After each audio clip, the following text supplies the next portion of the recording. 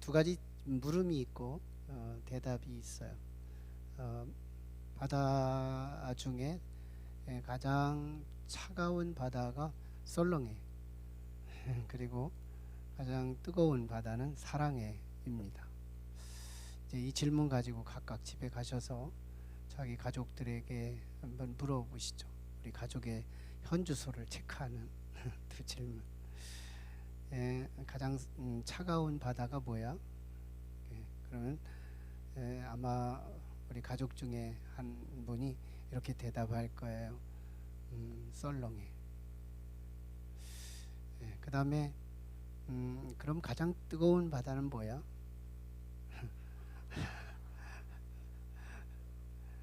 가족들이 이제 바로 이제 나오면 사랑해 하면 대박 치는 거고 성공한 가정. 근데 가족 중에서 이렇게 대답을 잘 못하거든. 힌트를 주는 거예요. 나 생각하면 떠오르는 바다. 나 생각하면 떠오르는 바다. 거기까지 힌트를 줬는데 열바다로 나온다면 우리 가정은 뭔가 내면 세계의 문제가 있는 거겠죠. 그때 회개하면 되고요. 사랑에 이렇게 터졌다면 참 감사하시고 하나님께 영광 돌렸으면 좋겠어요.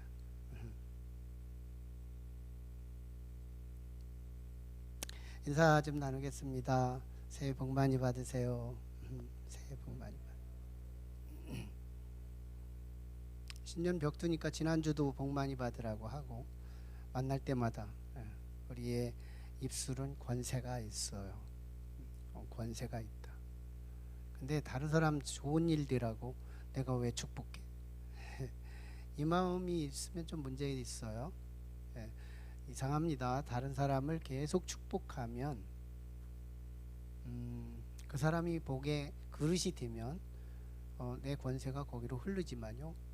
그릇이 안 되면 그 축복이 나한테 온다는 게 예수님의 설명이잖아요. 성경 말씀이에요. 그래서 일단 축복하고 볼 필요가 있다. 제가 개척할 때 많은 교회를 가서 큰 교회 가면 살짝 눌려요. 그때 제가 뭘 하는지 알아요? 주님이 가르쳐 주신 말씀을 생각해서 무조건 축복합니다. 마음에 동의가 있건 없건 무조건 축복해요. 하나님, 이 교회에 축복하는 그 축복의 영역에서 하나님 마음껏 영광을 받으시라고. 근데 조금 속이 조금 갱기는 게 있지만 그래도 약속 때문에 내 마음대로 안 하고 막 축복해. 그래서 나는 이만큼이라도 축복받은 줄로 믿어요. 그게 잘 안 됩니다. 내 뜻대로 살아가는 게 일반적인 삶이고요. 하나님의 뜻을 붙들고 참 내 마음은 아니지만 그래도 말씀에 순종하려고 할 때 거기서 기적은 나타나는 거니까. 눈사람의 희망이라는 우화가 있습니다. 눈사람과 고드름 두 실체가 있는데 어느 날 새봄이 찾아오면서 고드름이 근심에 빠져요. 슬픔에 빠집니다. 이제 곧 새봄이 돌아오면 고드름은 녹아서 실체가 없어지는 것을 생각했기 때문이에요. 이 고드름이 그렇게 생각하고 있을 때 옆에 있는 눈사람은 아랑곳 없이 흐뭇한 미소를 띄우면서 자기 자리를 지키고 있어요. 그래서 눈사람한테 말합니다. 눈사람아, 너는 이 봄이 오면 넌 녹아서 너의 실체가 없어지는데 두렵지 않니? 그때 눈사람이 이렇게 대답을 해요. 고드름아, 사실은 나는 이 새봄이 오면 물로 바뀔 거야. 그래서 물이 돼가지고 이 모든 나무와 풀들 그리고 꽃나무들에게 수분을 공급해줘서 잠자고 있던 꽃망울을 깨울 거야. 그리고 급기야는 이제 나는 바다로 흘러갈 거거든. 바다는 본래 나의 고향이야. 근데 뭐가 그렇게 두렵니? 똑같은 상황이었어요. 아마 새봄이 오면 고드름도 물로 바뀔 거고 눈사람도 물로 바뀔 상황인데도 생각의 차이에 따라서 고드름은 근심했고 눈사람은 만족하고 흐뭇해하고 있었어요. 오늘 본문의 예수님과 제자들, 참 우리가 생각하면 예수님의 제자들은 정말 특혜를 받은 사람들이잖아요. 그래서 예수님의 제자들은 적어도 우리하고는 다를 거야, 이런 기대를 갖고 예수님의 제자들을 부러워하는 그런 마음도 없지 않을 겁니다. 근데 이상하죠. 오늘 본문을 통해서 예수님의 제자들과 예수님 그 사이에는 이 고드름과 이 눈사람 사이에 어긋남이 발견됩니다. 우리 지난 시간에 우리가 나눴던 말씀을 기억나시나요? 포도원의 붐꾼 이야기를 통해서 우리의 신앙은 두 가지라고 그랬어요. 구세주 신앙, 그리고 하나님의 주권 신앙. 구세주가 세이비어, 예수님을 믿는 신앙이라면 이 주권 신앙은 하나님을 더 로드 대신 하나님을 믿는, 구세주 신앙은 하나님으로부터 이것도 구원받고 저것도 구원받고 그것도 구원받고 계속 구원을 요청하는 신앙이라면, 주권 신앙은 하나님의 뜻을 아는 대로 순종하려고 애쓰고 수고할 때 주권 신앙이 된다. 그래서 우리가 세이비어, 즉 구세주 신앙으로 멈춰 있는 경우들이 많은데, 구세주 신앙에 멈춰 있으면 이상합니다. 성경에 나타난 천국 그리고 그 행복, 이거 다 누리지 못합니다. 하나님의 주권 신앙으로 대나무 한 마디가 쑥 자라듯이 한번 뚝 성장해 가야 돼요. 벗어나야 돼요. 하나님의 주권 신앙. 그래서 하나님의 영광을 위해서 하나님의 뜻을 순종하고 이럴 때 성경에 나타난 온갖 좋은 것들, 약속된 열매들을 우리의 삶 속에서 경험한다는 것이죠. 이어지는 말씀은 오늘 두 가지 장르, 두 가지 프레임을 갖고 우리에게 소개됩니다. 첫 번째 이야기는 예수님께서 이제 곧 예루살렘으로 들어가시거든요. 그래서 거기서 예수님은 이제 인류의 죄를 대속하기 위해서 대제사장들에게 잡히고 신문을 당하고 채찍질을 당하며 능욕을 받으시며 결국은 십자가에 죽어요. 그리고 3일 만에 부활한다는 예수님의 고지. 오늘 본문에 나타난 이 고지가 세 번째입니다. 총 예수님이 십자가에 처형당하기 바로 직전에 4번의 고지가 있고 그리고 십자가에 돌아가시는 거거든요. 살다가 보니까 십자가에 매달렸다, 이 개념이 아니에요. 예수님은 4번씩이나 당신의 십자가에 죽는 방식까지 다 알고 계셨어요. 그래서 4번이나 제자들에게 고지하고 십자가에 죽으신 거예요. 그러니 예수님의 지금의 심정은 뭘까요? 인류를 위하는 죽음이라고 하더라도 육신으로 오신 예수님은 이 사망의 이 압박감, 굉장히 흥분되고 즐겁고 축제 분위기는 아닐 거예요. 눌리는 중압감, 이게 예수님의 감정입니다. 자, 그런데 예수님의 제자들은 그 다음 이야기, 예수님의 제자들이 그 중에서 야고보와 요한, 그의 어머니, 그의 어머니가 살로메인데 사실은 예수님의 어머니 마리아의 친동생이에요. 그러니까 예수님과 야고보와 요한은 사실은 이종 사촌 간이에요. 어떤 가족, 혈연 간의 어떤 특별한 관계를 갖고, 그리고 엄마라고 하는 그 예수님 엄마와 우리 엄마의 형제간이라는 이 특수한 혈연 관계를 갖고 이제 예루살렘에 가면 신정왕국, 즉 예수님이 왕이 되시고 이제 이스라엘이 그 예수님을 중심으로 신정왕국을 세우게 되면 그 나라에서 우의정 좌의정 누가 할 거냐, 이거를 치맛바람을 일으켜서 살로메에게 야고보와 요한의 엄마가 예수님에게 직접 특권을 요청합니다. 그때 제자들의 기분은 뭘까요? 야, 이제 예루살렘에 들어가면 우리는 이제 고생 다 끝났다. 그러면서 이제 우리 혈연 관계, 우리 엄마의 치맛바람, 이것을 사용해서 우리는 분명히 예수님의 왼쪽 오른쪽에 앉아서 실권을 휘두르는 그런 기대감에 차요. 축제 분위기, 영광의 분위기. 자, 그러고 보면 이제 예수님의 내면 세계와 제자들의 내면 세계는 확연히 서로 대조되는 희극 같은 아주 신비로운 대조가 보여지고 있어요. 여기서 이제 마태 기자가 하고 싶은 얘기가 있는 거예요. 오늘 우리에게 진짜 전하고 싶은 메시지가 있다는 거예요. 예수님의 제자들이 3년 반 동안 예수님을 따라다녔는데도 예수님하고 불일치되는 경우가 있더라는 거예요. 아마 예수님 몸뚱이는 같았을 거예요. 예수님이 가는 곳에 제자들도 가고, 예수님이 앉으면 제자들도 앉고, 예수님이 일어나면 제자들도 일어나고, 사역하면 그들도 사역하고.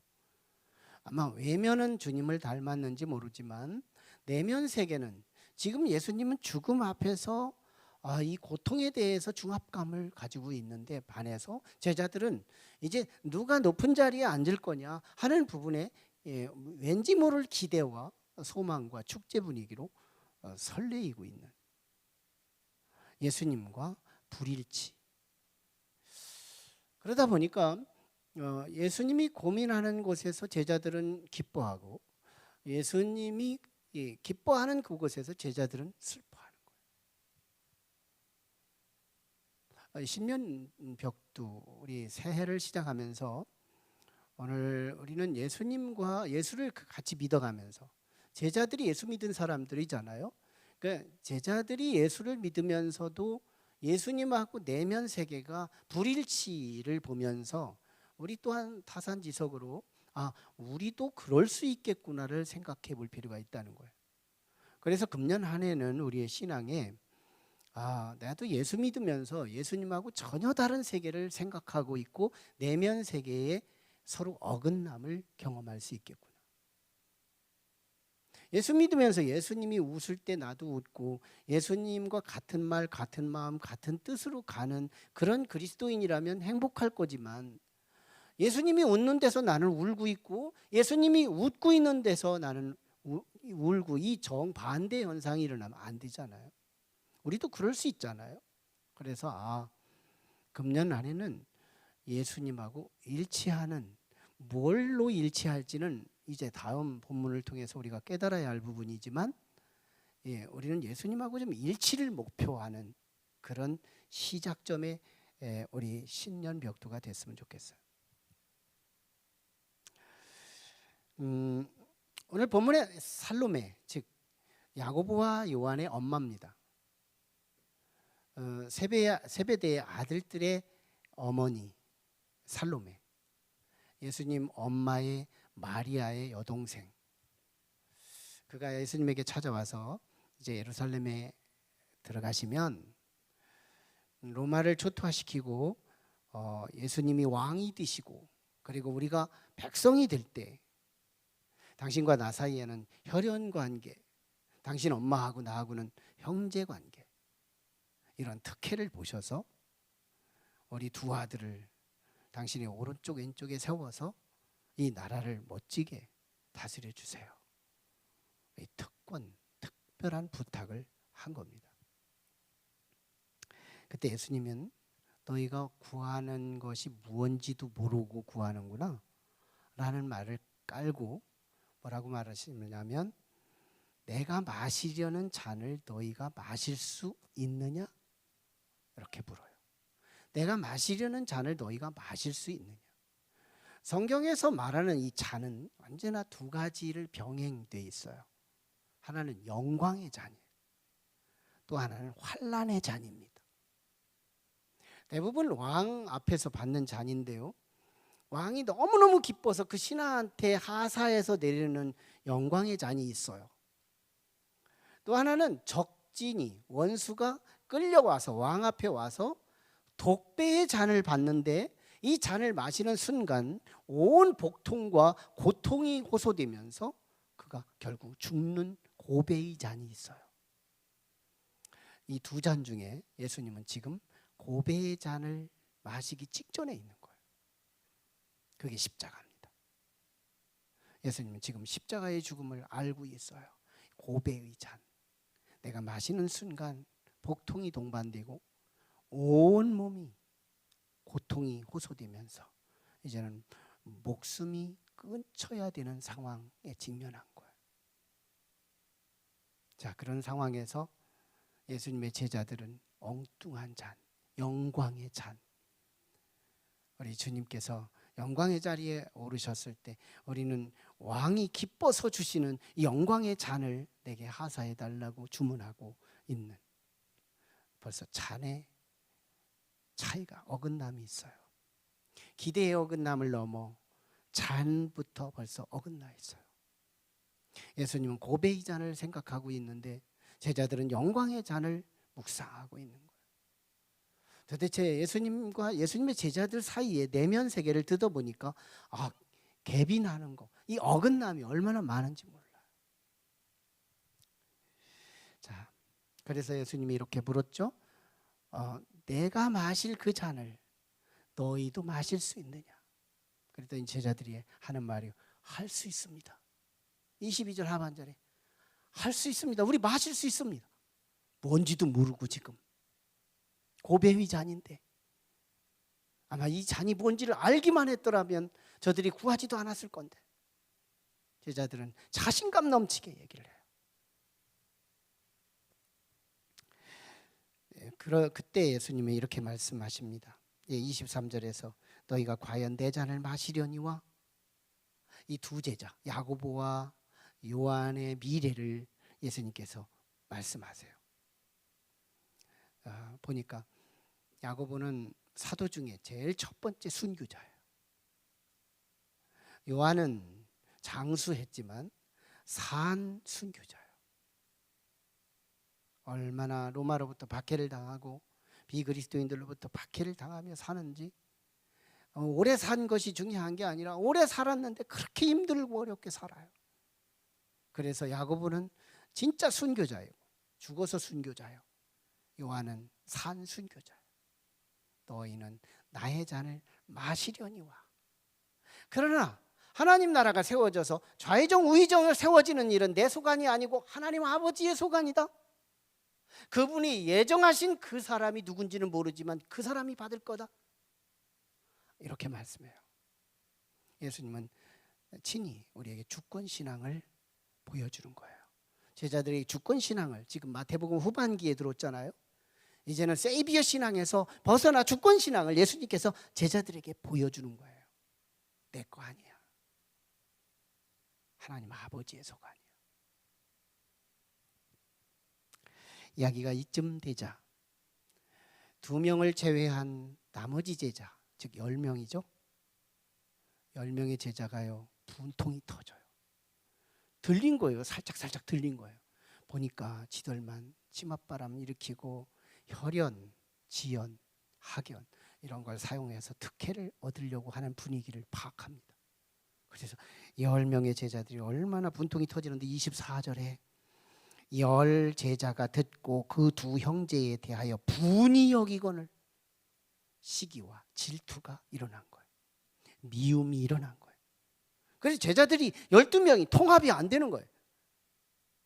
이 말은 지금 무슨 말을 지금 마태 기자가, 그리고 하나님께서 우리에게 말을 전해주고 싶은 메시지가 있는데, 2명의 특혜를 요청한 야고보와 요한이나 나머지 10명, 쟤들 특혜받는 분위기를 보고 시기와 질투를 통하여 속에서 분이 울그락불그락하는 이 제자들에게 이 울그락불그락하는 이 마음, 이 10명이나 똑같다는 얘기예요. 12명의 제자가 다 똑같다. 이들은 무지했고 이들은 변화가 더디었어요. 여기서 우리는 두 가지를 깨닫는 것이 뭐냐면, 참 우리가 예수를 믿으면서 10년 믿고 20년 믿고 40년 믿고 평생 믿었는데 참 우리가 안 바뀌는 거예요. 왜 우리가 안 바뀌지? 그리고 오늘 본문을 들여다보면 잠옷 위로감을 느낍니다. 우리보다 훨씬 더 좋은 조건에서 신앙생활을 했던 제자들은 예수님하고 밀착해서 3년 반 동안 신앙생활을 했는데도 이렇게 예수님하고 불일치하고 예수님하고 딴 길을 가는 저들을 보면서 우리는 잠옷 위로를 받는 거예요. 이게 잘 안 바뀌는 거구나. 공감이 가는 거예요. 또 한 가지는 제자들이 예수님하고 통합될 때가 있었어요. 내면 세계가 하나 될 때가 있었어요. 그때가 언제냐면 예수님 돌아가신 이후예요. 그리고 승천하신 이후예요. 예수님 없을 때예요.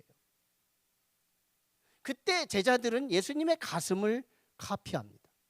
예수님이 고배의 잔을 먹고자 할 때 제자들도 고배의 잔을 먹고자 작심해요. 예수님하고 너무너무 같아요. 이게 예수가 아닌가 할 정도로. 베드로가 그랬고요. 야고보가 그랬고요. 요한이 그랬고요. 12 제자들이 그렇게 변화되는 거예요. 가룟 유다를 제외한. 그게 사도행전 2장입니다. 사도행전 2장. 성령 받고 나서. 그래서 다시 한번 깨달아요. 더 깊은 깨달음. 사람의 변화는 자신의 의지로 변화되는 게 아니고 성령님을 통해서 바뀌는 거구나 하는 걸 깨달아요. 이거 정답이에요? 이거 진리예요?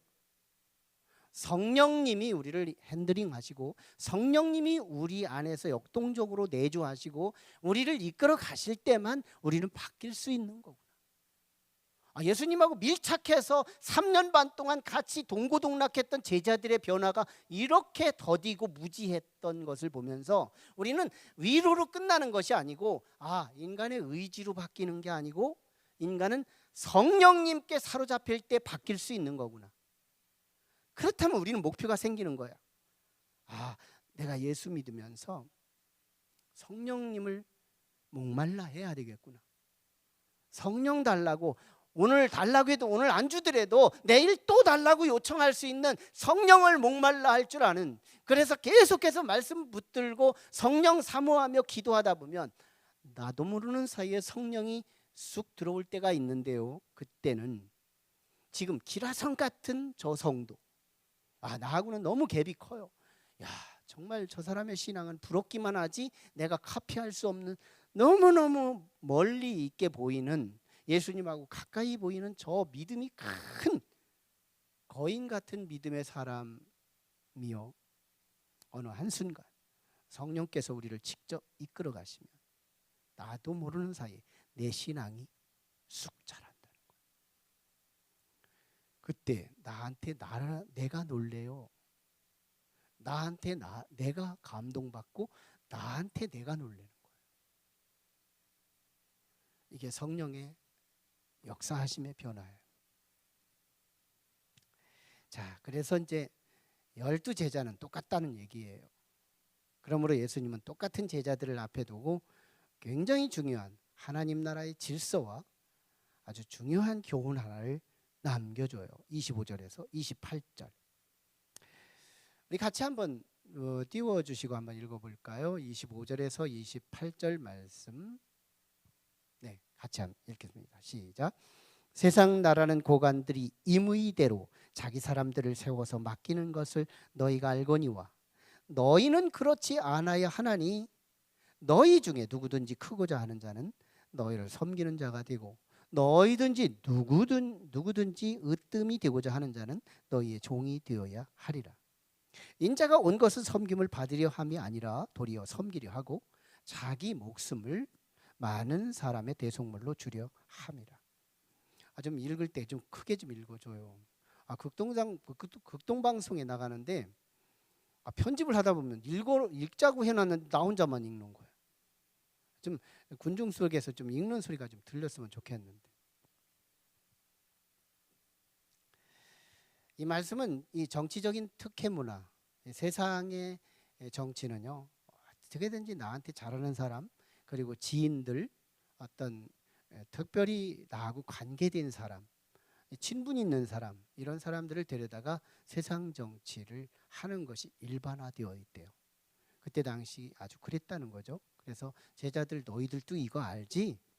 그러나 내가 지금 세우려고 하는 신정왕국 하나님의 나라는 그런 나라가 아니야. 예수님이 지금 말씀하신 거예요. 우리가 읽은 말씀을 풀어드리는 거예요. 하나님의 나라는 그거하고 달라. 아는 사람 특혜하는 거 아니야. 네 엄마하고 내 엄마하고 언니 동생 그 특혜 때문에 주는 나라가 아닌 거야. 이건 세상 나라야. 예수님하고 제자들 사이에 이 이종 사촌 관계 때문에 사람을 인맥을 쓰는 그런 나라가 아니야. 세상 나라는 그렇지만 내가 지금 세우려고 하는 이 하나님 나라는 그런 나라가 아니야. 오직 뭘까요? 크고자 하거든 섬겨. 지금도 세상 정치가요, 섬김의 정치로 바뀌어가요. 왜 바뀌어가느냐? 성경의 영향력입니다. 한국교회의 영향력이에요. 벌써 안 믿는 사람들도 성경에서 이 비밀을 카피해가는 거거든요.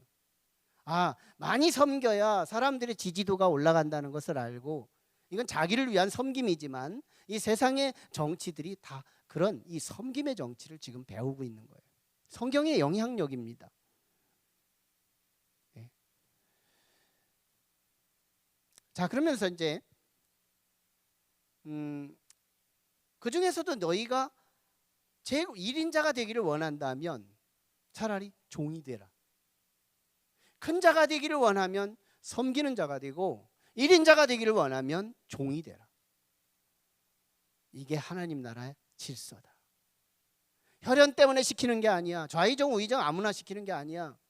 내가 너하고 가깝기 때문에 제자이기 때문에 시키는 게 아니야. 너희가 섬기면 내가 갖다 쓸 거야.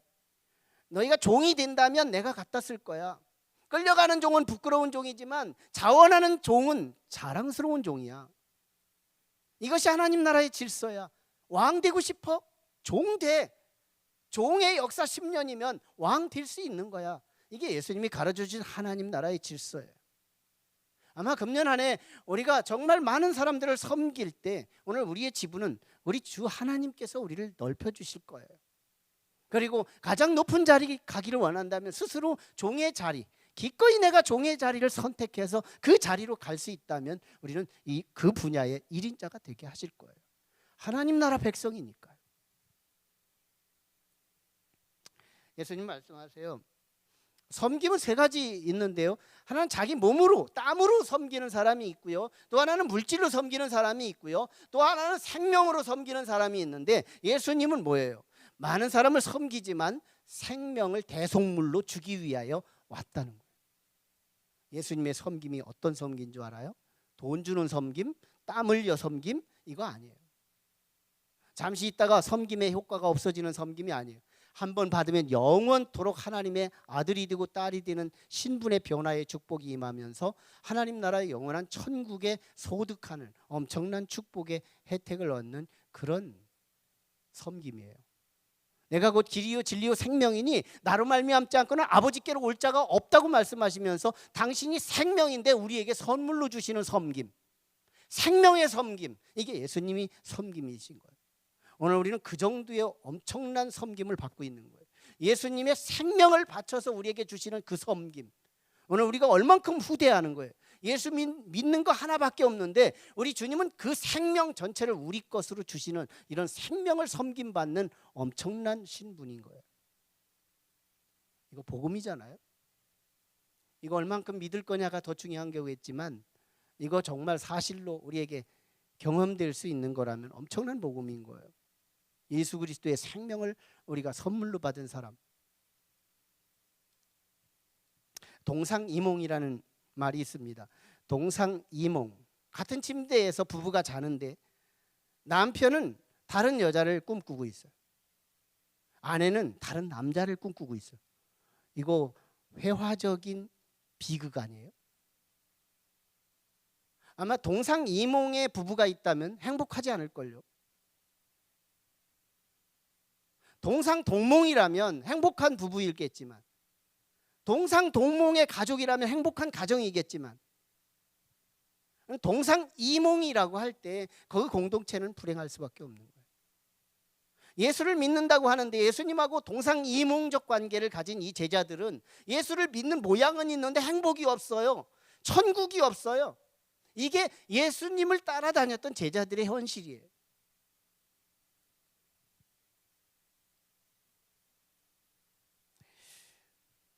금년 안에는 우리가 예수 믿는 효과, 예수 믿는 내면의 천국, 그리고 우리는 행복, 그 형통, 이 모든 성경의 약속들을 우리가 경험하는 정말 실세 있는 회복, 여호와께로 돌아가는 한 해가 되기를 주의 이름으로 축원합니다. 참 우리가 섬김인데요, 이 섬김이 섬기려고 해서 섬기는 섬김, 나를 위해 섬기는 섬김이 있고 사랑하기 때문에 섬기는 섬김이 있는데, 성경의 섬김은 사랑 때문에 섬기는 섬김이에요. 빅토르 루이구가 1903라고 하는 책 속에서 의미심장한 이야기 한 토막을 소개합니다. 프랑스 혁명 당시에 그때 너무너무 기근도 있었고 어려움이 있었던 그 시대인데, 먹고 살기가 어려운 시기였는데, 그때 한 숲속에서 한 어머니가 세 아들을 품고 있으면서 배고파하는 장면을 발견해요. 그 군인 중에서 한 상사가 자기가 가지고 있던 빵 한 조각을 던져줍니다. 그때 그 어머니가 받아 들더니 이 빵을 세 조각으로 꽉 나누더니 아들 세 명에게 나눠주는 거예요. 그러자 옆에 있던 병사가 이 장면을 보고 상사에게 이렇게 말합니다. 상사님, 저 엄마는 배가 안 고픈가 보죠? 그때 그 상사가 대답합니다. 저 엄마가 배가 고프지 않은 것이 아니라 저 엄마는 어머니이기 때문이다. 뭘 말하는 거예요? 사랑이 섬김의 형태로 나타나더라는 거예요. 사랑이 섬김의 형태로 나타나더라. 우리의 진정한 사랑, 진정한 섬김, 예수님이 슬플 때 나도 슬플 줄 알고 예수님이 기쁠 때 나도 기쁠 수 있는 이 통합, 어긋남이 아니라 일치. 우리는 정말 예수 그리스도를 뭔가 하나 닮아야 되는데, 일치되어야 되는데, 아마 예수님도 그렇고 하나님도 그럴 것이겠지만 우리 하나님께서 우리에게 원하시는 바가 뭐냐면 예수님하고 똑같기를 원하지는 않아요. 통째로 머리끝에서 발끝까지 예수님하고 카피되기를 원하지 않아요. 예수님하고 뭔가 한 구석만이라도 닮기를 원한다면 우리 주님은 기뻐하실 거고 우리를 향하여 마음껏 도우시고자 하시는 의지를 보일 겁니다. 어느 가정에 자유분방한 아내가 아들을 낳습니다. 아들을 낳으면 얼마나 기뻤겠어요. 근데 그 아빠가 시간이 갈수록 근심이 오는 거예요. 자유분방한 아내가 아들을 낳았으니 평상시에 다른 남자 만나고 뭐 이렇게 돌아다니고 뭐 하룻밤 자고 오고 막 그러는 이 아내가 아들을 낳았으니 아빠가 이 아이를 보면서 생김새, 얼굴을 보니 안 닮았고 귀를 보니 안 닮았고 손을 보니 안 닮았고 닮은 구석이 없는 거예요. 자라면서 이 아이에 대한 기쁨과 기대가 없어지고 이 아빠는 너무너무 슬픈 거예요. 그래서 왠가 우리 아내가 낳은 이 자식이 반드시 나한테 낳았다면 뭐가 닮은 구석이 있을 텐데, 잘 살펴보다 목욕을 시키다가 보니까 발가락 하나가 닮았대요. 너무너무 똑같이 닮았대요. 그때부터 그 아빠가 너무너무 기쁨이 회복되고 내 자식이라고 하는 생각 때문에, 닮은 발가락 하나 때문에 아빠의 기쁨과 아빠의 축제를 누리고 살더라는 거예요.